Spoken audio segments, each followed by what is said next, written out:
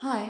Semester 3 के लिए जिनका मेन हिंदी है, पेपर 7 का एक प्रश्न देखेंगे। रासो शब्द की व्युत्पत्ति और परिभाषा प्रस्तुत करते हुए रासो काव्य परंपरा का परिचय दीजिए। जिसमें हम देखेंगे पूर्व भूमिका, रासो शब्द की व्युत्पत्ति और परिभाषा, रासो काव्य परंपरा का परिचय, पृथ्वीराज रासो कथा, प्रामाणिकता और अप्रामाणिकता और उपसंहार। इसमें हम देखते हैं कि हमें कितने प्रकार के प्रश्न मिलते हैं। इसमें रासो ग्रंथ का, रासो साहित्य पर प्रकाश डालते हुए किसी एक रासो ग्रंथ का परिचय दीजिए, अथवा तो रासो काव्य परंपरा की चर्चा करते हुए पृथ्वीराज रासो की कथा वस्तु अपने शब्द में लिखिए, अथवा रासो काव्य परंपरा का संक्षिप्त परिचय देते हुए पृथ्वीराज रासो की प्रामाणिकता अप्रामाणिकता पर प्रकाश डालिए। रासो शब्द का अर्थ बतलाते हुए रासो साहित्य का परिचय दीजिए। रासो काव्य की परंपरा समझाते हुए पृथ्वीराज रासो की साहित्यिक परिचय दीजिए। यह इतने प्रकार के प्रश्न जो भी आए उसमें यही आपके लिए उत्तर बनेगा। जब पृथ्वीराज रासो की प्रामाणिकता अप्रामाणिकता पूछी जाए, उस वक्त हमें अंत में उपसंहार के ऊपर है उसे भी ले लेना है, अन्यथा वैसे ही सभी प्रश्न को लिखना है। और वैसे भी यदि ना पूछे और आप लिखना चाहते हैं तो बेहतर है, अच्छा है आप लिखो तो, मगर उसमें आपको देखना पड़ेगा कि परीक्षा में आपके पास वक्त कितना है और यह आप लिख सकते हैं या नहीं। वह आपके पास जितना वक्त हो उससे आप तय कर सकते हैं। तो अब चलते हैं हम प्रश्न के उत्तर की तरफ। वीरगाथा काल अथवा आदिकाल की एक प्रमुख विशेषता रासो काव्य रूप की लोकप्रियता है। इस काल के अधिकतर कवि राज्याश्रित थे। अपने आश्रयदाताओं की वीरता का वर्णन उन्होंने रासो काव्य में किया है। रासो शब्द के जो अनेक अर्थ बतलाए गए हैं उनमें वीर रस, रहस्य और रासक विशेष महत्वपूर्ण है। वीर रस से पूर्ण रासो काव्य की एक सुदृढ़ परंपरा इस काल में प्राप्त होती है। आचार्य रामचंद्र शुक्ल ने वीर रसपूर्ण रासो ग्रंथों के आधार पर इस काल को वीर गाथा काल नाम दिया है। अब हम देखते हैं रासो शब्द की व्युत्पत्ति और परिभाषा। रासो वीर गाथा काल का एक महत्वपूर्ण तथा मुख्य काव्य रूप है। वीर गाथा काल की काव्य प्रवृत्तियों में रासो का प्रचलन सबसे अधिक हुआ है। इस काव्य रूप की लोकप्रियता के कारण इसे रूपकों तथा उपरूपकों में स्थान दिया गया है। इस युग के अधिकांश चरित काव्य रासो शब्द से ही युक्त है। रासो शब्द की व्युत्पत्ति के संबंध में आलोचकों तथा इतिहासकारों में पर्याप्त मतभेद है। प्रसिद्ध इतिहासकार तासी रासो शब्द की व्युत्पत्ति राजसूय से मानते हैं।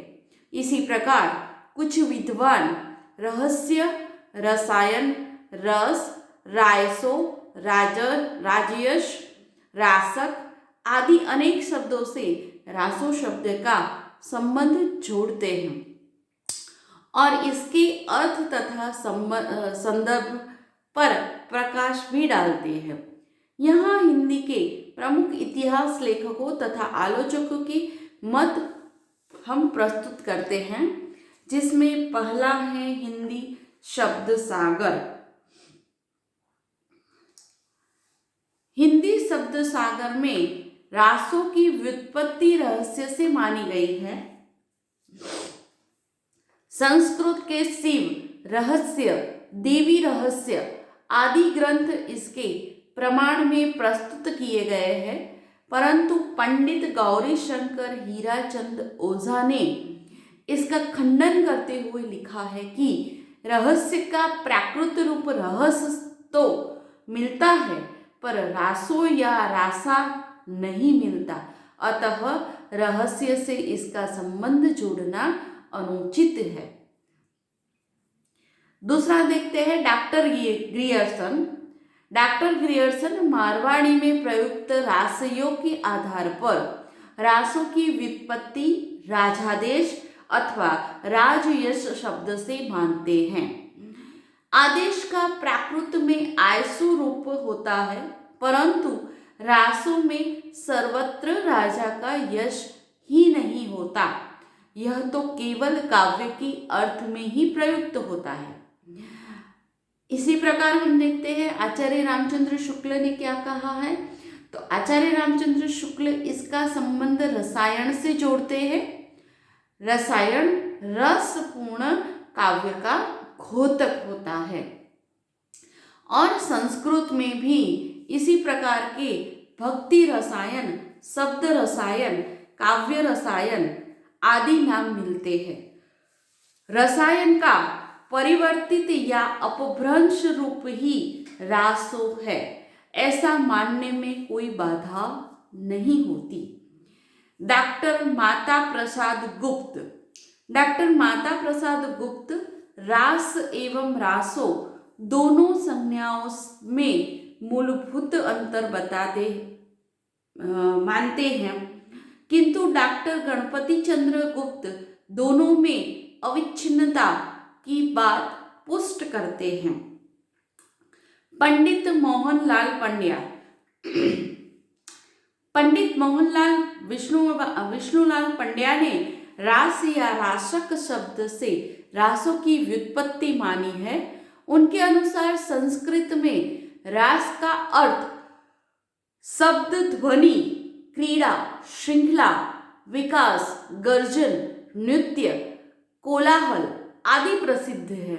इसीलिए इनसे युक्त दृश्य काव्य की नाट्य शास्त्र में रासक कहा गया है, परंतु रास काव्य के अतिरिक्त अन्य अनेक अर्थों में प्रयुक्त होने से इसे मान्य नहीं किया गया है।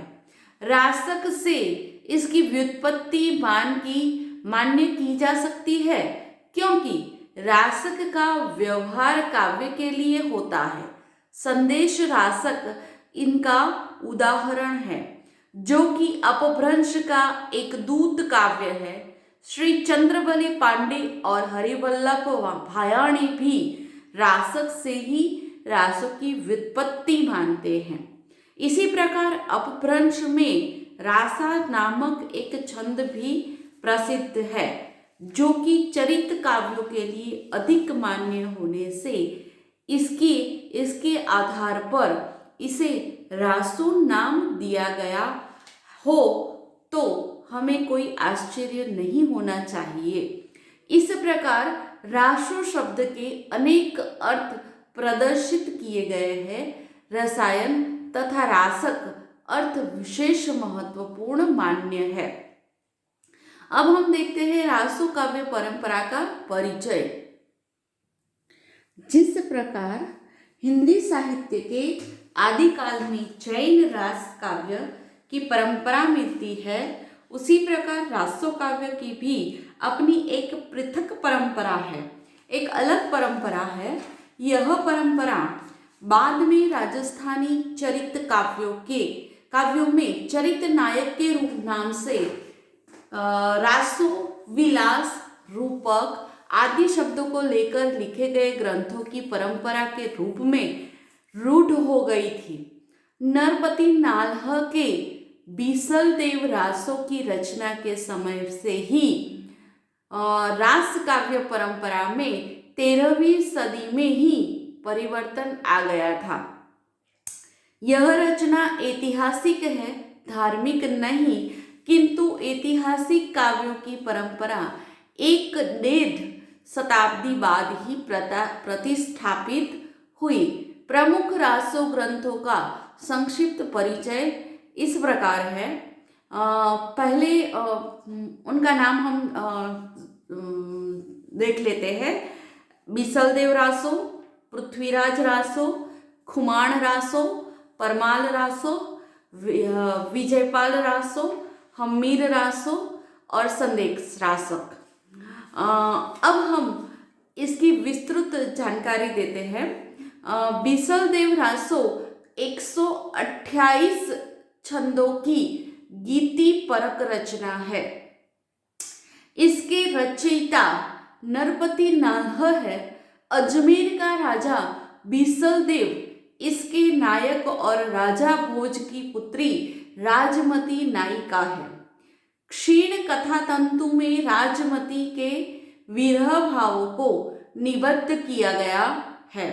यह कृति 4 खंडों में विभक्त है। काव्य का केंद्रीय पात्र भी बिसलदेव न होकर राजमती ही है। ऐतिहासिक तथ्य संकलन की दृष्टि से इस रचना का अधिक महत्व नहीं है। कवि का मूल उद्देश्य नारी चरित्र का अंकन करना था। कवि ने यह व्यंजना बार बार की है। बागवाणी भो वरदो, बागवाणी भो वरदो, अस्त्री रसायन करु बखान, अस्त्री रसायन करु बखान। इस प्रकार हम कह सकते हैं कि यह नायिका प्रधान काव्य है। दूसरा देखें तो पृथ्वीराज रासो बिसलदेव रासो से भी अधिक विवादास्पद एवं महत्वपूर्ण रचना पृथ्वीराज रासो है। इसके रचयिता अंतिम हिंदू नरेश पृथ्वीराज चौहान का सखा, मंत्री एवं राजकवि चंद बरदाई माने जाते हैं। विभिन्न स्थानों में पृथ्वीराज रासो की 60 से भी अधिक प्रतिकृतियां हैं, जो 16वीं सदी के बाद की है। पृथ्वीराज का रासो की कथा पृथ्वीराज के जीवन चरित्र से संबंधित है। काव्य रूप की दृष्टि से इसे हिंदी का प्रथम महाकाव्य भी कहा जाता है, किंतु इसमें ऐतिहासिक दृष्टि का अभाव है। नायिकाओं का सौंदर्य चित्रण, रति क्रीड़ा तथा वियोग का भी सुंदर चित्रण मिलता है। परंपरागत उपमानों के आधार पर एक ही छंद में नायिका का नक्षिक वर्ण द्रष्टव्य होता है। जैसे देखें तो चंद बदन चस कमल भोहे जनु भ्रमर गंधतर, चंद बदन चस कमल भोहे जनु भ्रमर गंधतर। कीर नामक विभोष्ठ दशन दामिनी दमकत, कीर नामक विभोष्ठ दशन दामिनी दमकत। काव्य सौंदर्य की दृष्टि से यह ग्रंथ विशेष माननीय है। अब देखते हैं खुमाण रासो। खुमाण रासो के अंदर 43 छंद है। इसके रचयिता का नाम तो अज्ञात है, किंतु दलपति विजय को लेकर आलोचकों ने अनुमान के घोड़े दौड़ाए हैं। इसमें चित्तौराधिपति रावल खुमान द्वितीय का वृत्तांत लिखा गया है। यह वीर श्रृंगार रस समृद्ध रचना है। मनोहर प्रकृति चित्रण तथा सरस वस्तु वर्णन इस काव्य की प्रमुख विशेषता है। दोहा, सवैया तथा कवित जैसे संप्रेषणीय छंदों का इसमें प्रयोग हुआ है। परमाल रासो, यह रचना जन समाज में आल्हा खंड के नाम से भी प्रचलित है। यह जगनिक नामक कवि की रचना मानी जाती है। पहले यह काव्य जनता में लोकगीत के रूप में प्रचलित था। इस काव्य में कालिंजर नरेश, चंदेल राजा, परमारदी देव यानी कि परमार देव के कवि जगनिक ने अपने स्वामी के दो वीर सामंतों और सपूतों की शौर्य गाथा का वर्णन किया है। इस दृष्टि से यह वीर गाथा काव्य का नमूना है। विजयपाल रासो नल्ह सिंह भट्ट द्वारा रचित इस ग्रंथ में करौली के राजा विजयपाल के युद्धों का वर्णन किया गया है। नल्ल सिंह का समय 1355 माना गया है और उसके कथा प्रसंग का समय संवत 1150 है। यह ग्रंथ अप्रमाणित तो है ही, काव्य तत्व की दृष्टि से भी अत्यंत साधारण है। प्राचीन राज्याश्रित कवि अपने स्वामी के शौर्य का वर्णन इस प्रकार किया करते थे। अब हम देखते हैं हम्मीर रासो। इसके रचयिता शारंगधर है, जिनका अरबी भाव 14वीं शताब्दी में हुआ था। इसमें रणथंभोर के राजा हम्मीर की यशोगाथा वर्णित है, किंतु इस ग्रंथ की एक भी वास्तविक प्रति हमें प्राप्त नहीं है। भाषा से यह किसी परवर्ती कवि की रचना प्रतीत होती है। हम्मीर गाथा की भाषा का रूप देखते हैं हम। पौ भर दरऊ धरणी तरणी रह पुल्लिय झपिय कमठ पीठ दर परिय मेरु मंदर सिर कपिय। यह था उनके भाषा का एक रूप। अब हम देखते हैं संदेश रासक। रासो काव्य धारा का प्रामाणिक और प्रसिद्ध काव्य संदेश रासक है, जिसकी रचना विक्रम की 11वीं शताब्दी में हुई थी। इसके रचयिता अधमान अब्दुल रहमान थे। यह एक विरह प्रधान का संदेश काव्य है। इसमें विजयनगर की एक वियोग व्यथित नायिका एक पथिक द्वारा अपने प्रवासी पति के लिए संदेश प्रेषित करती है, जिसमें 223 छंदों की एक सरस रचना में ऋतुओं, उत्सवों, विभिन्न नगरों, नारी हृदय की व्याकुलता, अभिलाषा, समर्पण, आक्रोश एवं बेचैनी का प्रभावपूर्ण वर्णन किया गया है।